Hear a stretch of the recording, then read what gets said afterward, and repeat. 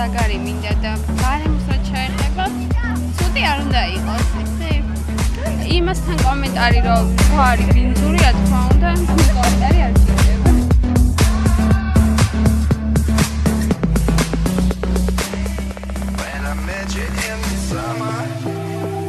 დავი ძალიან კომფორტული არ არის. წყალი არის რაღაცა უბედურება ჭუჭყიანი.